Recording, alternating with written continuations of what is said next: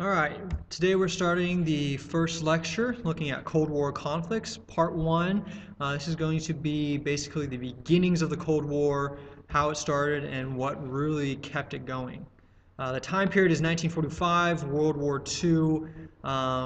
In Europe has just ended. It's not over in Japan yet, but in Europe has just ended. And you have the Soviet Union coming in from the east, as you can see on your map in the red, and Great Britain and the U.S. invaded Europe from the west. They are in green, and they're going to meet up in Germany. You can kind of see right here the meeting here in Germany, and this is really going to kind of set the foundation and the period of history where we're at. And really, two political powers are going to emerge: the USSR and the United States of America, okay, here signified by Uncle Sam. The first being the USSR, they are going to be holding to this ideology of communism, whereas USA holds more to a democratic capitalism idea. And so, they differ very much so. Politically, under communism, there's really a one-party state. So you have a dictator running everything. He comes from one party, you don't elect him from multiple parties, or you don't really have a choice in electing him. The government's controls most aspects of the lives of their civilians, so they can have a lot of say in what people are reading, seeing, and doing. They have strong censorship. If you're a critic of the government, you're often thrown into jail or sent to a work camp in northern Soviet Union, or in Siberia. On the other hand, politically, you have the U.S. with free elections and multiple parties. They have limits on how much the government can actually get involved in people's lives. So you have the rights of the people, and you also have freedom of speech and movement to criticize the government for things you feel like they're doing wrong. Socioeconomically, they're also very different. Communism, the industries and the agriculture are owned by the government. So the people are encouraged to work for the common good. They're a classless society. So for the common good, you don't have rich, you don't have poor, you're all right here in the middle, just even or equal. Okay? Very different in the US, where we have capitalism. Industries are owned by private individuals or corporations. The owners and the workers within those corporations or businesses, they get to keep their income. They can spend that income on themselves, they can spend on other people. It's really up to them. There's no one there taking their money and telling them who or what they need to be spending on it. So let's pretend communism came to our school or came to our classroom, and we had a student named Johnny. And Johnny gets 100% on all his tests and quizzes. He's going to be our wealthy person. Okay?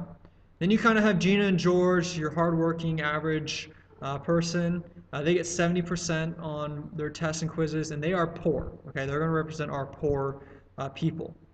Well, in a communist system, we would take 20% away from Johnny because he doesn't really need that extra 20%. He doesn't need that extra income to live on. We would then give 10% to Johnny and 10% to Gina. 10% to George and then 10% to Gina. They need it. They need that extra 10%. This would make everybody equal. Everyone now is at 80%. Everyone is equal. This, in essence, is what communism does. It's going to take the money and the goods from the very wealthy, a certain percentage of them, and then distribute them among the poor. If you were Johnny, would you be happy? A question maybe to mull about later on. But what you have to realize is World War II has just come to an end. There's a lot of optimism. A lot of people view the USSR as our allies, as our friend. And so there's this hope for world peace, this hope that, we've gotten rid of Hitler, we've gotten rid of the terrible things he's doing. Hopefully we can bring world peace. In June 26, 1945, we have the United Nations being created. Most of you are probably aware that that is still going on today. And their goal is to bring world peace to this earth, to this planet. We also have the Potsdam Conference, which is a meeting between Churchill, Truman, and Stalin. So again, Great Britain, America, and the USSR. And really, in the Potsdam Conference, Stalin wants to punish Germany and make them pay for all of the war damages, the war reparations, kind of like World War One. But Truman and Churchill finally talk them out of it, and basically they decide that they will take care of the war damages in their sphere of influence. This is going to split Germany in half. It will also split the capital of Germany, Berlin, in half. And the Soviet Union is going to take control of Eastern Europe, giving control of Western Europe to the other allies. As you can see here, this is a map showing you the split between Germany. So you have West Germany being ruled over by Great Britain, the United States, and France, and then East Germany being basically looked after by the Soviet Union. Interesting, Berlin here, we have it circled in red, is right in the middle of the Soviet Union section. And it is also split into different zones of influence between France, United States, Great Britain, and the Soviet Union. Big picture, back to our other map, the Soviet Union is looking at having influence here in Eastern Europe, while the United States and Great Britain are going to have more influence here in Western Europe. That's kind of how things are going to be divvied up. The development of the Cold War really is one of these things that it's a perception where neither the United States nor the USSR really understood the intentions and the ambitions of the other side. There's not any really necessarily major conflicts like World War III. There are some minor conflicts, Korean War, Vietnam War, Cuban Missile Crisis, things like that. But really what we're going to see is mostly a military buildup. They're going to start building up weapons in preparation for the possibility of war. The United States sees the Soviet Union as trying to expand communism around the world, and this is really a threat to their way of life. We already looked at it. Very different ideologies of how to run politics and society and economics. So they see it as a threat to their way of life. So the picture looks like this to them. The bear of the USSR is trying to spread and take over the world. On the other hand, you have the USSR, which really feels like they deserve this. They lost the most people in World War II, around 25 million. And so this is really their spoils of war. Eastern Europe is their spoils of war. They lost a lot of territory in this area during World War I in that treaty, and so they think they deserve this. They're going to use a lot of the natural resources in Eastern Europe to try to rebuild not only the USSR but also Eastern Europe to their benefit. And they see the U.S. again as a threat to their way of life. Especially that the U.S. has developed this atomic weapon in secrecy. I mean, this is a huge deal in their eyes. And so they're going to try to match the U.S. in this. So their view is, here they are, small little USSR, and the rest of the world is trying to take their territory, take their resources away from them. And so it begins. Really, this is the beginning of the Cold War, not long after the end of World War II. In fact, a year later, 1946, Winston Churchill gives a speech in America, which becomes known as the Iron Curtain speech, very prophetic, basically predicting that there is going to be a split between, or there is a split between Eastern and Western Europe, which he then calls the Iron Curtain. Okay, the Iron Curtain here is represented by this kind of red line. It's more figurative. There's not really a real Iron Curtain there, but this figurative language of Eastern Europe being split from Western Europe. A lot of society doesn't really agree with them. They still think the USSR is going to be their friends, world peace, hopefully. But things start to deteriorate, and in 1947, Truman gives a speech that becomes known as the Truman Doctrine, in which he basically says it must be the policy of the United States to free and support peoples who are trying to resist being taken over by minorities or outside pressures. Basically, we need to contain communism from spreading to these smaller countries. This idea of containment. Okay, so we have to contain it, not necessarily go full-out war against communism, but contain it where it's at and not let it spread. Part of this ideology is going to be seen in the Marshall Plan, Europe is devastated by war. Okay? Germany just got done rebuilding from World War One. They are now again devastated by World War Two. And so Marshall is going to come up with this idea. We need to invest economically, invest money into rebuilding Europe. Otherwise, communists are going to get there. This idea of equality, no poor, no rich. Okay, it's very people like this idea.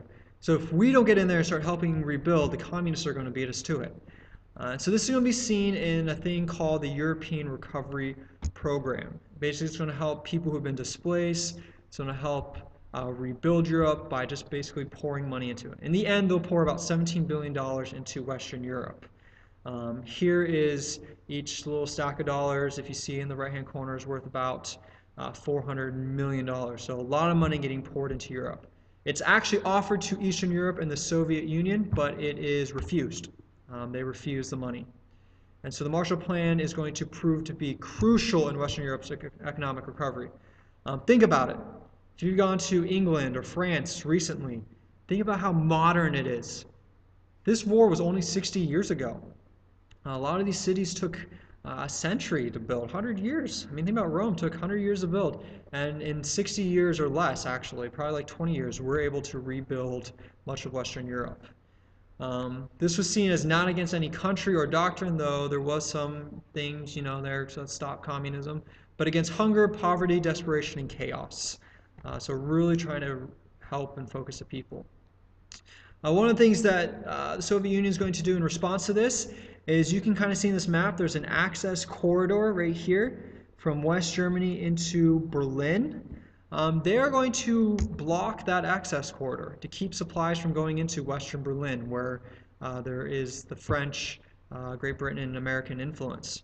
And so the U.S. begins what's known as the Berlin Airlift. They're going to be flying in thousands and thousands of tons of supplies into Western Berlin to help the citizens there survive. 7,000 tons a day. That's a lot of food, starting in 1948. 370 some days later, May 1949, Stalin is going to lift the blockade and allow for them to begin to, again, send supplies along the ground into West Berlin. Basically, this is a huge victory for the West. It shows that they have very superior power, superior technology, and they're able to overcome this blockade. You also have NATO being formed because of Stalin's aggression. Basically, this is a military alliance. Canada, Britain, France, Belgium, the Netherlands, and Luxembourg established NATO, the North Atlantic Treaty. And this is a defense pact. Basically, if the Soviet Union were to attack one of these countries, the other countries have pledged to aid them in fighting back against the Soviet Union. Okay?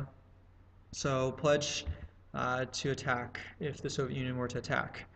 About 6 years later, in 1955, West Germany is recognized as its own country. It's no longer seen as being owned by the U.S., Britain, or France. It's seen as its own country, West Germany, and they join NATO. The Soviet Union see this as a huge threat, and so they create what's known as the Warsaw Pact in 1955. We'll look more into detail on that in a few lectures later. And so this really is going to set the boundaries. You have the Warsaw countries, or the countries of the Warsaw Pact, in red, and they're kind of verse or against the NATO countries in green. Okay, these include countries like Turkey and Greece as well, Italy, West Germany, France. Most of the African countries are going to stay kind of neutral at this point, but NATO is going to include mostly Western European countries. So that is kind of setting the stage of the beginning of World War II. From here, we will get into more conflict, looking next week into conflicts in Asia and what that meant for the Cold War.